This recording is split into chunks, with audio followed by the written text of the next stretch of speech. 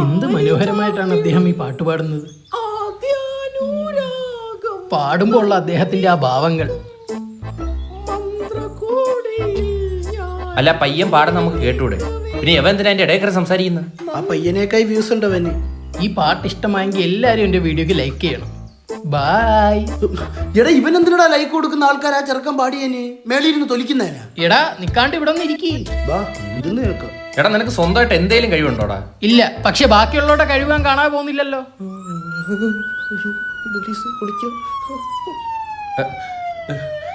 ശ്രീത്തെ tension അടിക്കല്ലെങ്കിൽ വാ. Police ഞാനൊന്നും ചെയ്തില്ല. അത് നിന്നെ പിടിക്കാന്നല്ല. പോലീസിനെ കണ്ട് നീ എന്തിനാണ് ടെൻഷൻ അടിക്കുന്നത്? കേസായാല എന്തോന്ന് റോട്ടിൽ കൂടെ നടന്നെന്നും പറഞ്ഞ അങ്ങനെ വകുപ്പില്ലേ? ഓ ശ്രീത്തെ നീ ഇപ്പൊ ഇടയായിട്ട് ഭയങ്കര ടെൻഷൻ ആവുന്നുണ്ട്. ടെൻഷൻ ആവുന്നുണ്ടല്ലേ? അതിനും ടെൻഷൻ ആവുന്നു. നീ ചുമ്മാ ടെൻഷൻ ആക്കാലോ. ഒന്നും എനിക്കറിയാം. എന്ത് മനോഹരമായിട്ടാണ് അദ്ദേഹം ടെൻഷൻ അടിക്കുന്നത്. മൊബൈൽ വിഴുങ്ങി. ഇനി നീ അതിന്റെ ക്യാമറ ഓൺ ആക്കിയ വീട്ടിൽ കയറി ഞാൻ റിപ്പോർട്ട് അടിക്കും. ഇതാടാ എന്റെ വീട്. അത് ഇയാളുടെ വീട്ടിൽ മാത്രമല്ലേ ഉള്ളൂ AC. വേറെ അവിടെ പോയിട്ടിരിക്കും. കുടിക്കാൻ തന്നെ പറ, ചൂടെടുക്കണം. ചായ മതിയാ? അലുവ കണ്ണാലെ ചൂടത്ത് ചായ വേറെ വല്ല ഇട്. എന്നാ കട്ടൻ എടുക്കാം. ഈ പൊട്ടനെ നമുക്ക് ലൈവ് അടിക്കാം. ടെൻഷൻ ആവാതെ ഭാഗത്തോട്ടിരിക്കാം.